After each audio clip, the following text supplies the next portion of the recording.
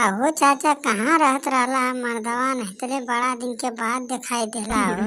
अरे भैया जनता न बाटा हो एक गाँव नाही न घूमे के बा। हर गाँव में न हमके घूमे के होला। यही कुल गाँव जब घूम लेला तब वापस दोबारा हराई ना। चला ठीक है चाचा, हमके तनी बर्फ का गोला चाहत रहला हो। अरे भैया अब तो बर्फ का गोला हम ना बेचिला हो। अब छोड़ देनी बर्फ का गोला बेचला, खाली बर्फ बेचिला। का हो अंकल जी काहे झूठ बोलत बाटा हो? बक्सवा में बर्फ रख ले तने पे कहत बाटा नहीं बेचिला।